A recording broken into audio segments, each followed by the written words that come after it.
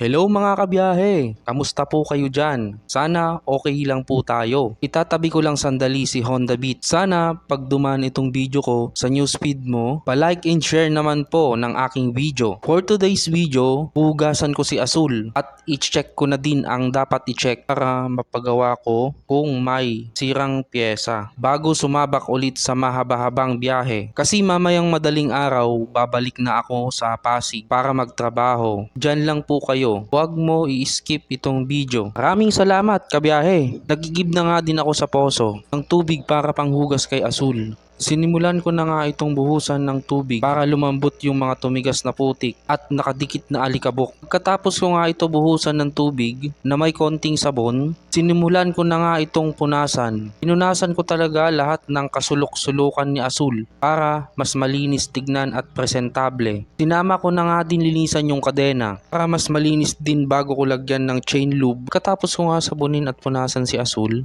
agad-agad ko nga itong binanlawan para hindi magbuo-buo yung sabon sa kanyang flarings. Hindi ko ramdam yung pagod sa paglilinis ko kay Asul kasi masaya ako pag malinis tignan ang aking motor.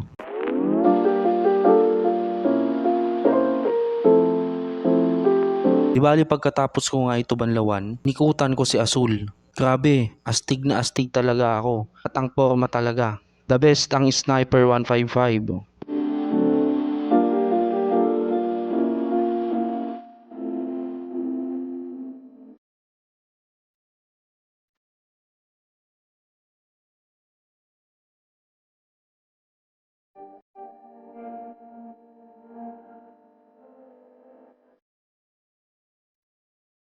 Katapos ko nga hugasan si Asul, chinek ko na agad yung kadena. Medyo maluwag nga ito. Gumamit nga ako ng size 17 para sa axle pang kontra. Sa axle nut naman ay size 19.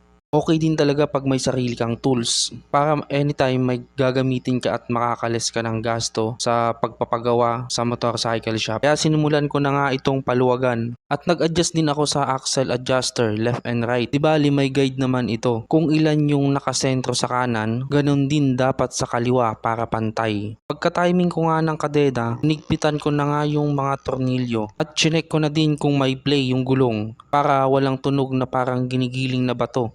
Katapos ko nga mahigpitan yung tornilyo at makuha yung timing ng kadena, chinek ko na yung brake, harap at likod. So ayun kabiyahe, goods na goods ang kanyang brake. Napaka-responsive nung brake ni Sniper 155. Okay pa yung mga brake pad niya, makapit pa.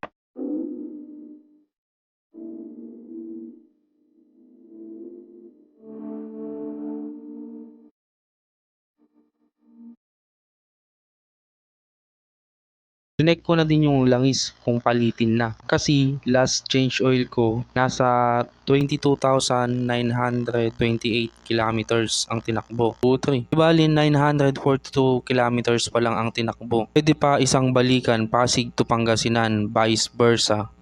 Share ko lang din kabayahe. Every 1,500 kilometers nagpapalit na ako ng langis para smooth lagi yung makina ni Sniper 155. Di bale, chinek ko din yung sa may coolant banda kung tama pa yung level ng coolant para iwas overheat si Sniper 155. So nilinis ko nga muna yung kadena, ako inapplyan ng chain lube para smooth lang yung kadena niya. So ayan, okay na. Tapos ko nang hugasan si Asul. Okay na ulit. Malinis na naman tignan. Ayos na naman datingan. So pagkatapos ko nga hugasan si Sniper 155, sinunod ko naman tong tricycle namin kasi ito yung gagamitin namin papuntang bayan. Mga kabiyahe, keep watching lang po.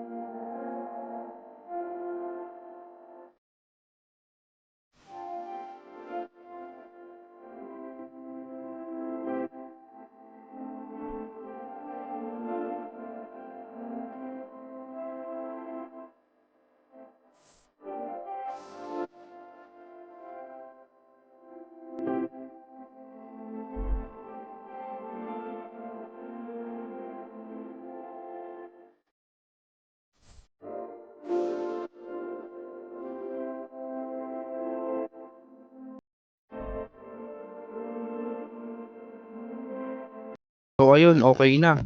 Inis na po yung tricycle namin, pwede nang gamitin, pwede nang pumunta ng bayan mga kabiyahe.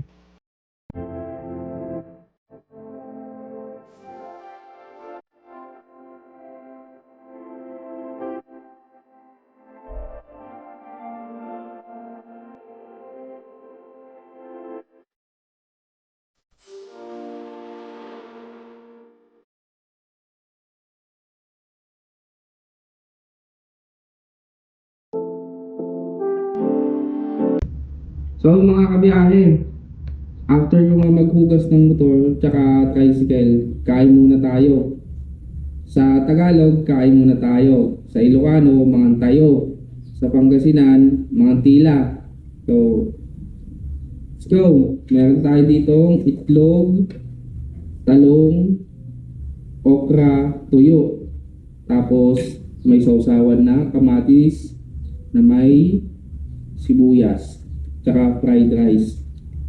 Kain.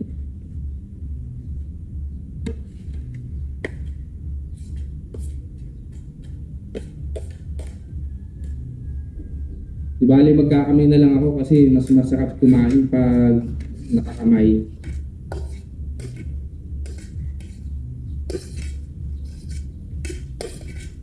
Tsaka meron din akong kape. Ah.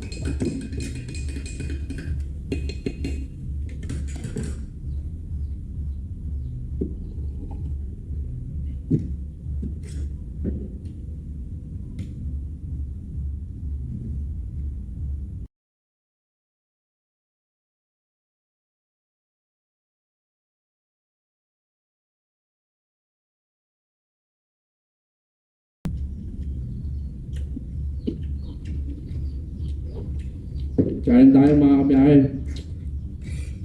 Best. Pagbalik ko na naman ng Pasig neto, puro fast food na naman. Kaya habang nandito talaga ako, sinusulit ko yung pagkain ng gulay at mga isda.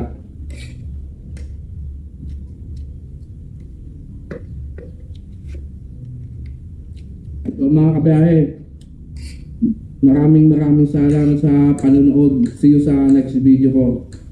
Ingat kayo lagi. Shout out po sa mga viewers ko. Tsaka yung mga nag-share, tsaka nag-like and heart ng mga videos. Thank you.